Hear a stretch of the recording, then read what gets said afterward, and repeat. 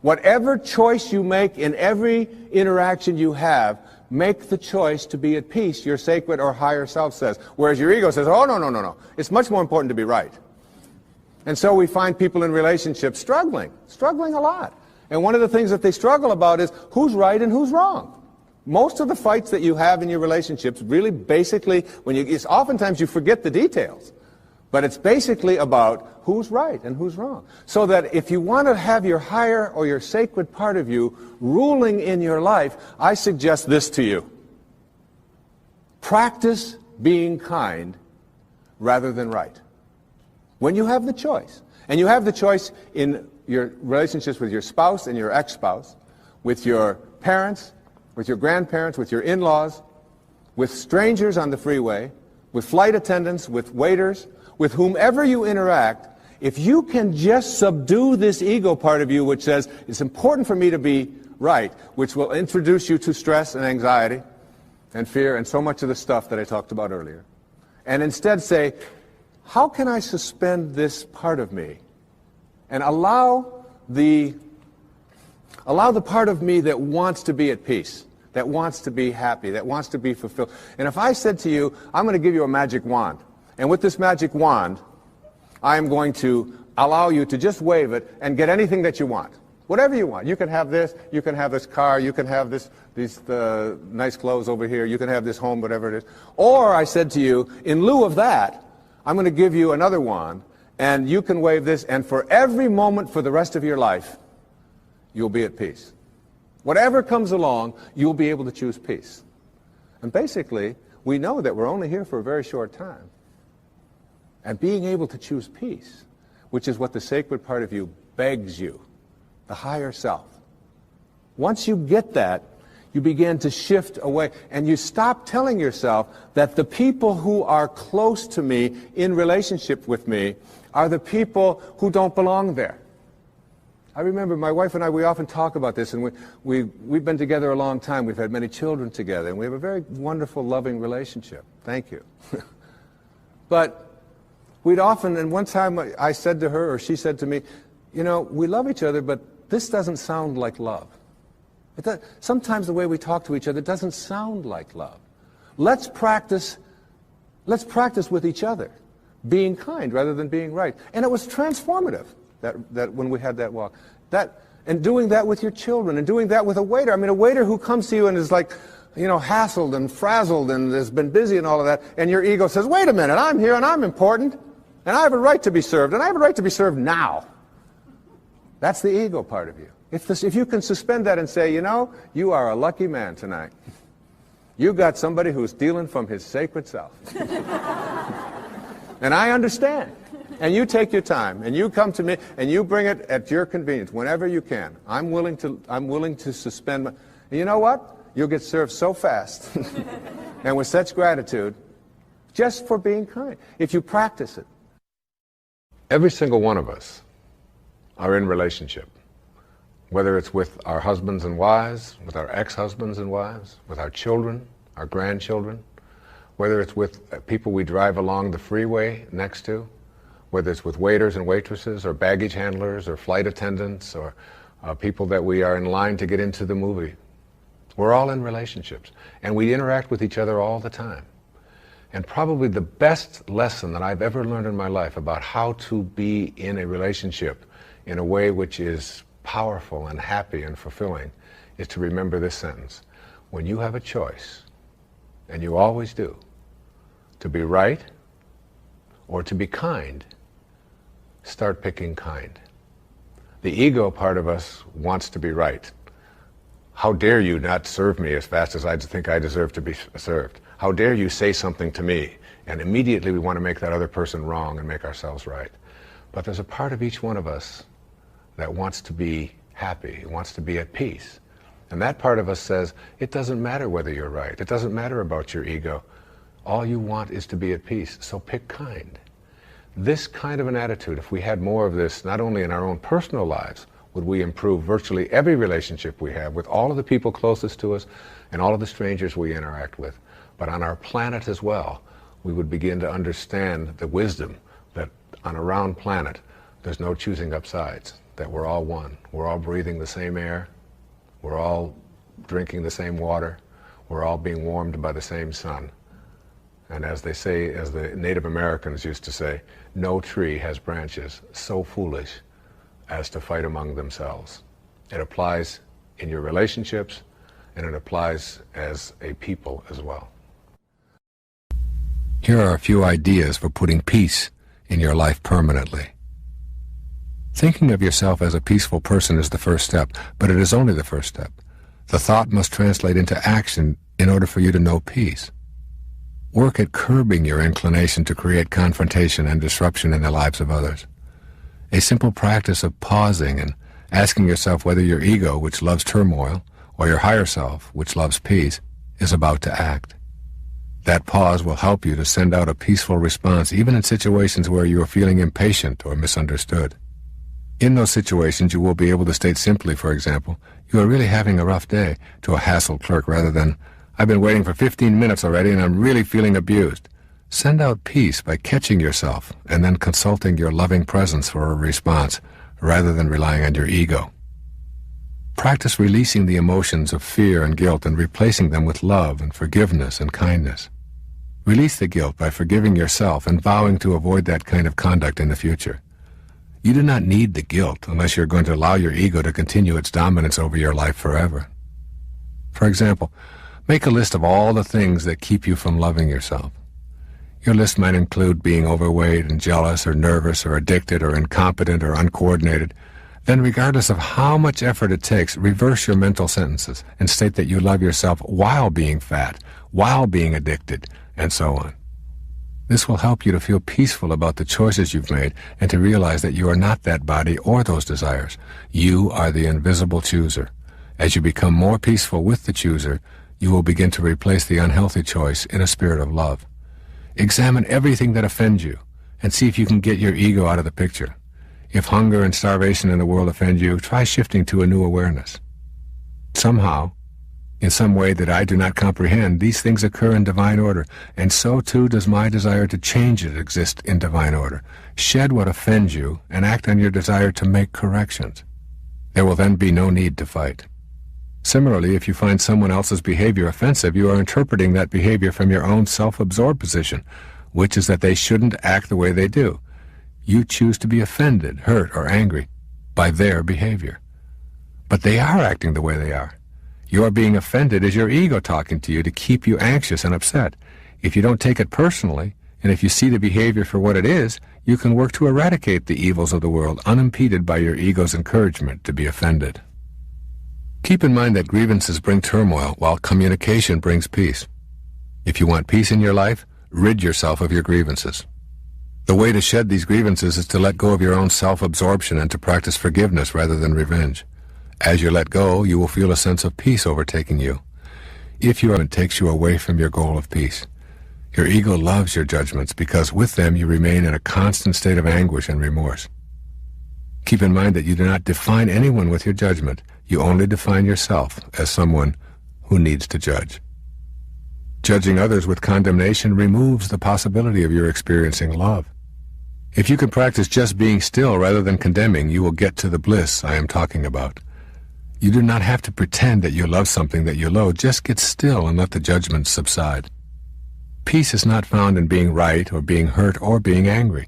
By all means, work toward righting the wrongs you perceive, but do it with an understanding that an angry heart keeps you from knowing God and the path of your sacred quest. Peace will come to you when you are a healer rather than a judge. Essentially, embracing the truth is welcoming your higher self and coming to know God. All that is not authentic will drop away automatically. Your ego works hard to convince you that you are separate and better than everyone else, and you know that it does not take kindly to your embracing anything that threatens its existence. But remember that this is your inauthentic self, your false self. Deception is going to play a big role in your life when you embrace ego as your guide. Therefore, in order to abandon your reliance on that false self with all of its deception, you will have to make a new agreement with truth. I encourage you to actually write yourself a contract in which you agree to include truth as your companion in your thoughts, in your conversations, and in your life. This is a big challenge and perhaps difficult for you, but it is guaranteed to lead you to the path of your sacred self. Begin by looking honestly and fearlessly at who you are beneath all the surface trappings that you have surrounded yourself with. You have a human storyline, as does every person who has ever lived on this planet. That storyline begins with your conception, continues through your childhood, and all of your personal triumphs and tribulations, right up to this very moment. You know that there is an eternal aspect of you beneath the surface, and that for this part of you, only the truth will suffice. Now you will hear about 3 energy fields and ways of keeping them uncontaminated. The first energy field is your immediate energy body, which I also refer to as etheric or faster. From a standing position, extend your arm forward and mentally note the most distant point where your fingers extend. Now imagine your arm extending straight above your head to a point over your body, and then behind you and beneath you as well. You now have an image of a field of energy which continuously surrounds your body. I call this field your fast energy body, which is inseparable from your solid and visible slower energy body.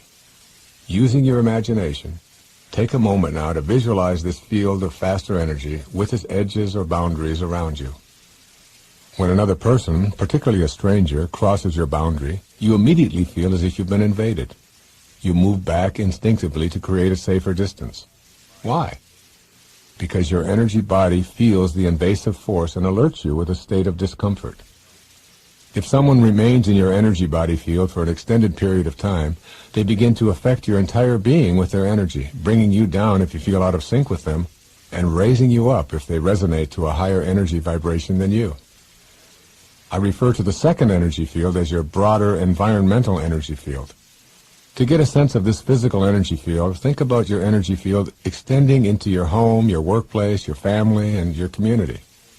The vibrational pattern of this energy field is your broader environmental energy field.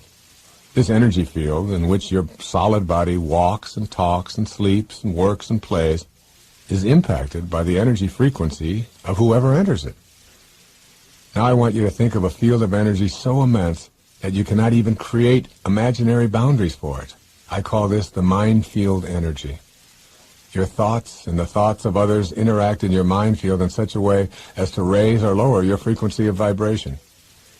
When the thoughts and feelings of others impinge upon your mind energy field, there will be one of 2 results. Either your energy field will be increased, as is said to have happened when Buddha and Jesus entered a village. Just their presence in the village and nothing more would raise the consciousness of those around them. Or your energy field will be decreased and consequently become contaminated. The way others think and how they radiate out their thought energy can impact you. But it is not only people who impact your energy fields. Noise levels, air quality, food purity, all touch and affect your fields of energy. What you may not realize is that you play a part. Toxins do you absorb? How much peaceful rest do you provide for it? Do you exercise it regularly? Is your emotional state calm? Do you meditate to bring yourself into harmony with God? Your body must be loved. It is your home and must be cleansed of all junk. Your body is not your enemy. You do not need to get free of your body in order to access spiritual guidance. This perfectly functioning machine called your body knows what is needed, where it is needed, and how to prioritize those needs in times of crisis. You control this marvelously complex instrument that is your home through your thoughts. The second factor that impacts your immediate field of energy is what you allow to impact your body from without. What kinds of people do you allow into your immediate space? When you allow toxic people into your immediate energy field, you will find that your feelings of well-being diminish. You must say goodbye, albeit with unconditional love, to anyone who pollutes your life space with slowed-down energy. Or you must be prepared to stave off the intrusion of lower energy people, first by recognizing it, and then neutralizing it by radiating stronger energy yourself. The problem with attempting to continually be a neutralizer is that the effort required often exhausts you, and that level of fatigue makes you susceptible to the lower energies. If someone brings anxiety, shame, depression, fear, whining, complaining, apathy, stress, worry, anger, guilt, or any of the multitude of what I call lower energy patterns, they are inviting you to join in their misery and load your life up with the problems that they live with every day. Resolve to remove yourself from any toxicity that threatens the purity of your life space. When you feel yourself being breached, take immediate action. First, by recognizing what is happening, and then moving in counteraction. Consciously send out thoughts of kindness and love. Remove yourself in a conflict-free way from the invading energetic forces.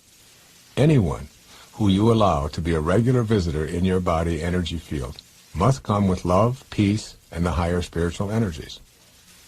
The closer you come to being in a dynamic state of grace in your thoughts and refusing to be in the fields of those who are projecting lower energy thoughts, the closer you come to being in God's mind field.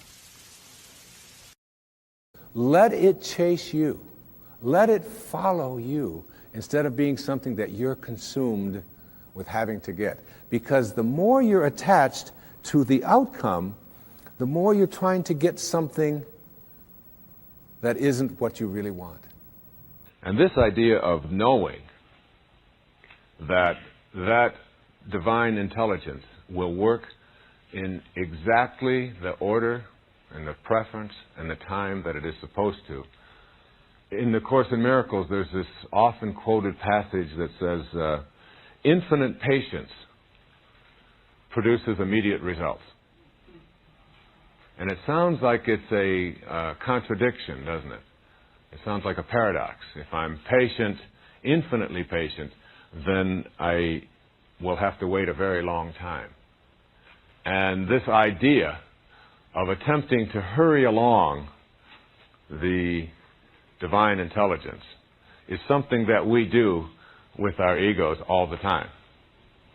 Obviously, creation reveals its secrets by and by, as it is supposed to, as it is ordained. This principle of detaching ourselves from outcome, along with having infinite patience, is really essential to your manifestation process.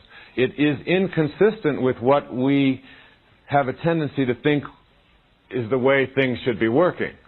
Because if I do everything that I'm supposed to, if I follow all of these principles, and I set down all of the rules, and I get it all organized, then I expect that I'll have results. That's the time in our lives that I referred to earlier in the very first principle of being the warrior, going from the athlete to the warrior.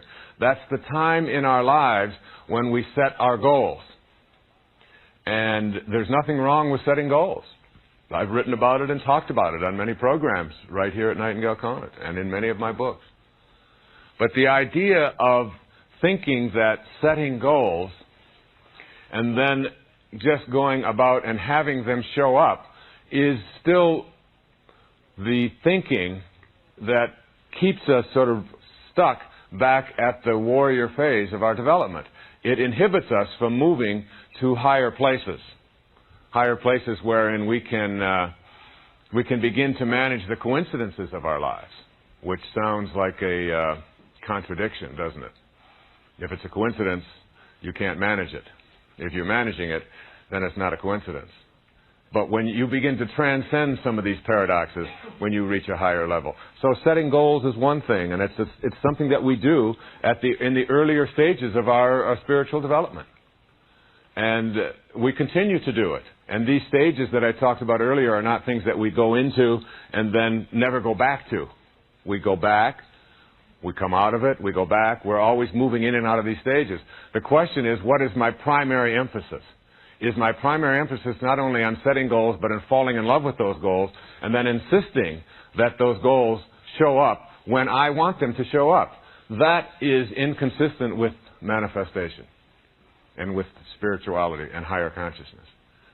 What you have to do is have your goals, which is what a tomato seed is.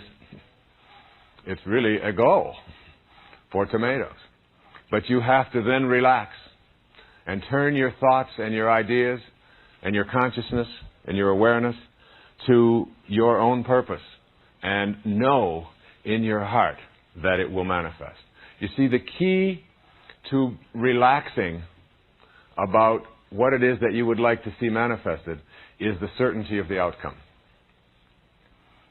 if you have a certainty, as it says in the Course in Miracles, if you have a certainty of the outcome, patience is easy.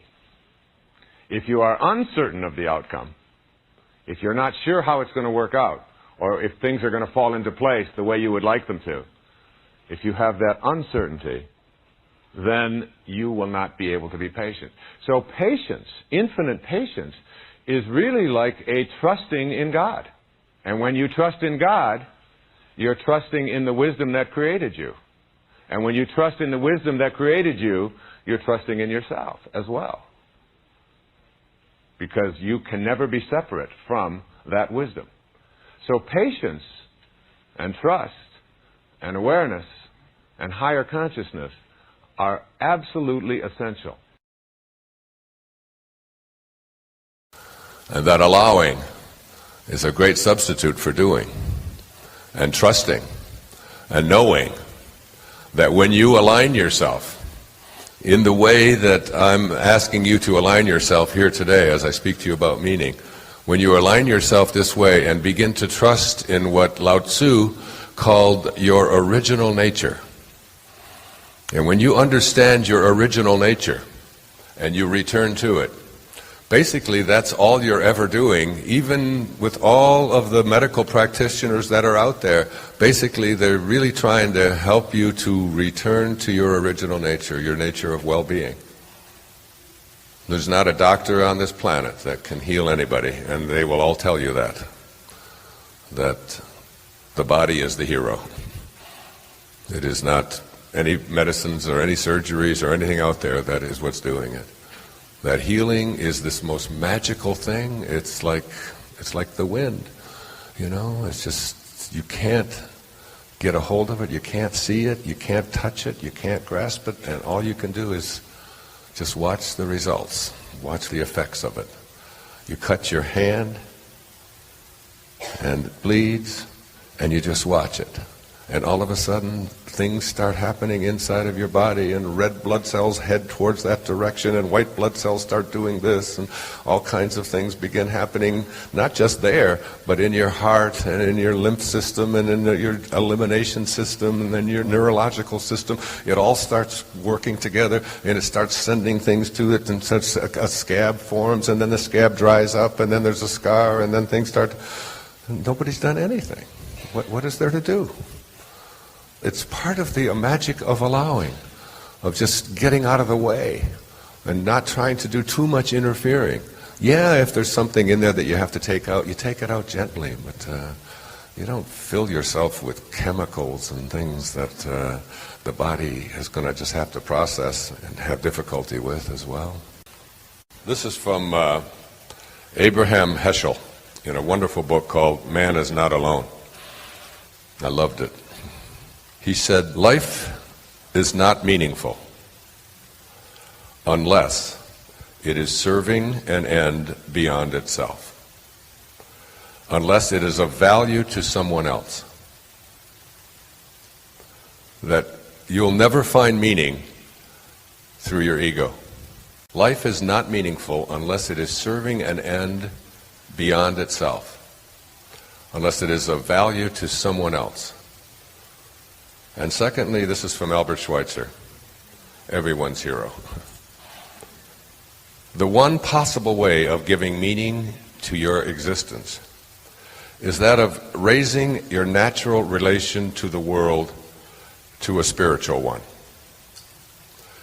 In other words, you have to return to spirit if you're going to find meaning. This is from Emmanuel. Our mind doesn't know the way. Our heart has already been there.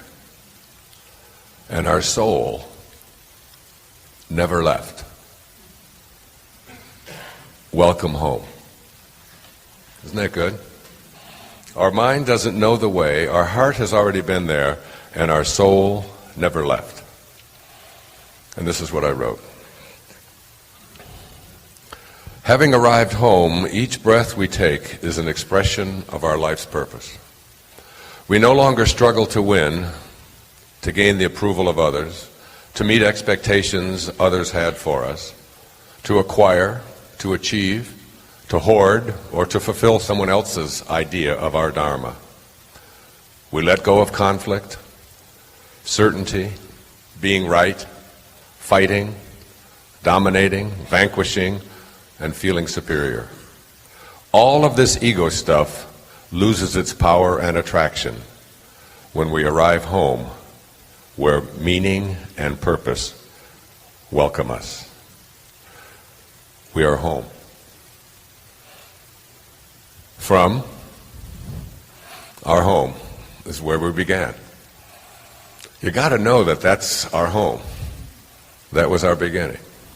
Ambition, all the way away from our home to take on a false self.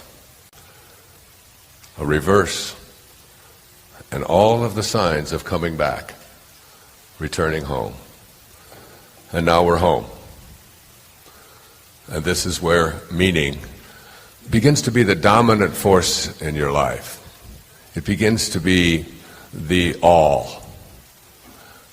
And those around you or in your life and those you encounter who would try to take you away from your meaning no longer even become obstacles to you. They become, in the Tao it says, a good man is a bad man's teacher, and a bad man is a good man's job. They become your job. They no longer become someone who annoys you and finds fault with you. If they do find fault with you, you're immune to it. As Maslow used to say, learn these two things and you're self-actualized. Become independent of the good opinion of other people and detach yourself from outcome. In other words, do what you do because it is your calling. I watched television, and we have a generation of people who are being raised to believe that if you want to heal something, you have to take a pill. And we advertise it. I mean, it's just a constant inundation. Children are exposed to this stuff all day long, every single day. Every time you have the television on, watch all the advertising. Do you know this country and New Zealand are the only two countries in the world that allow advertising of prescription drugs on television? We've gone from a country where getting a prescription was a rare thing when I was growing up. I mean, going to the pharmacy, I mean, and getting a prescription, it was just a really rare thing to do.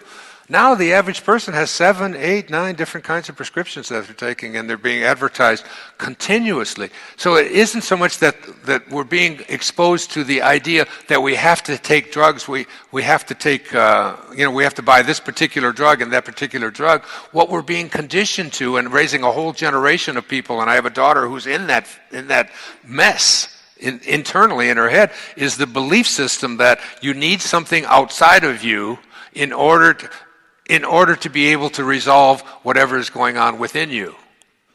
And, I've seen so many people who, when they change around the kinds of things that they eat, and when they begin to really exercise differently and change, that you start tossing away the prescriptions. You take more than 4 prescriptions, and you're taking 5 or 6, because the combination of the ones working within you is another prescription that you're taking as well.